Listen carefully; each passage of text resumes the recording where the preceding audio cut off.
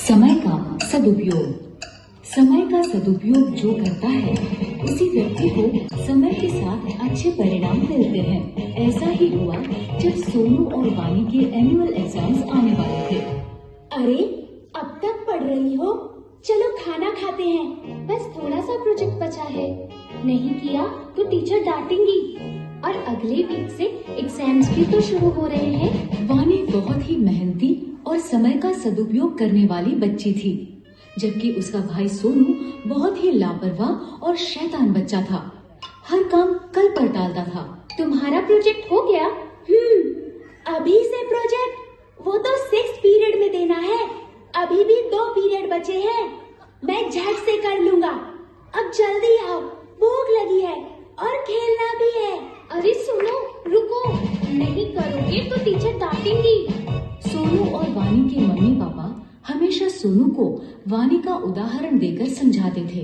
देखो सोनू बेटा, अब तुम बड़े हो गए हो। खेल के साथ साथ तुम्हें अपनी पढ़ाई पर भी ध्यान देना चाहिए। हाँ मम्मी, कल से पक्का।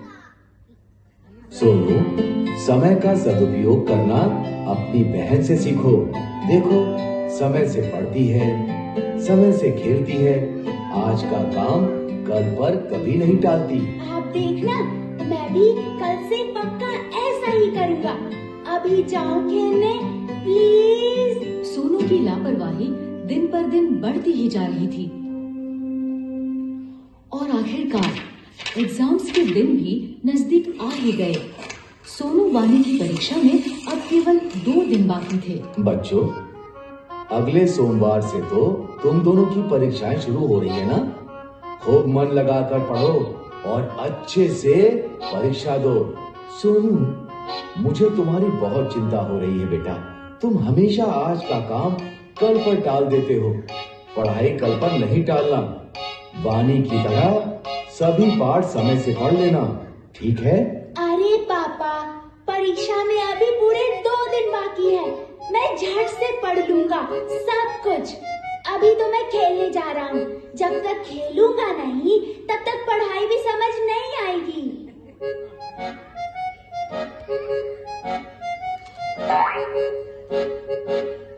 अरे वानी, देखो ना, कितना सुहाना मौसम हो रहा है। आओ ना, थोड़ी देर खेल लेते हैं। पढ़ाई तो बाद में भी कर सकते हैं, झट से सब हो जाएगा। हाँ, मौसम तो सुहाना है, लेकिन मुझे मेरा पाठ पूरा करना है। कल परीक्षा है। इस मौसम में तो खेलने का मजा ही कुछ और है। तुम पढ़ती रहो, मैं तो चला खेलने। कुछ देर बाद वानी ने देखा कि सुहाना मौसम धीरे धीरे आंधी तूफान का रूप ले रहा है और काले बादल उमड़ रहे हैं, मानो बारिश कभी भी हो सकती है। बारिश का मौसम देख वानी को चिंता होने लगी कि अगर बारिश आ गई तो उसका पाठ कैसे पूरा होगा, क्योंकि बारिशों में अक्सर घर की बिजली कट जाती है। उसने सोनू को आवाज दी। सोनू, सोनू सुनो, मौसम देख के लगता है बारिश होने वाली है। शायद रात को बिजली भी कट जाए। खेलना छोड़ो और आकर अपना पाठ पूरा कर लो, वरना कल परीक्षा में क्या लिखोगे? चिंता मत करो वानी, अभी तो दोपहर ही हो रही है। रात को बैठकर मैं फटाफट सब खत्म कर लूंगा। बिजली नहीं जाएगी, बल्कि बारिश के बाद पढ़ने में और मजा आएगा। अच्छा, मैं जाता हूँ, मेरी बैटिंग आ गई।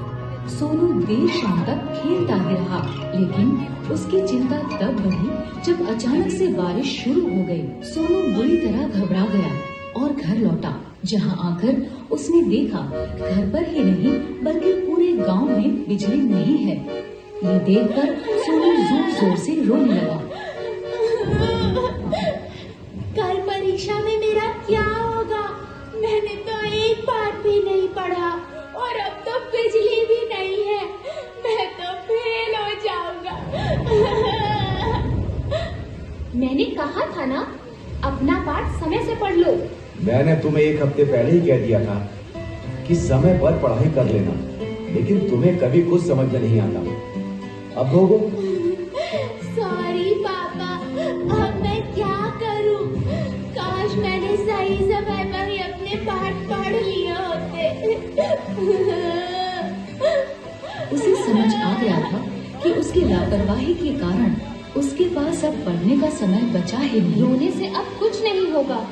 अब समझ आया कि सब तुम्हें क्यों समझाते थे। अब रोना बंद करो और चलो मेरे साथ। मैंने अपनी पढ़ाई समय पर ही पूरी कर ली थी। मैं तुम्हें सारा पाठ समझा दूंगी और याद भी करवा दूंगी। चलो। अगले दिन दोनों बच्चे खुशी खुशी परीक्षा देने गए। जो समय का करे सम्मान, भविष्य में वो कहलाए महान।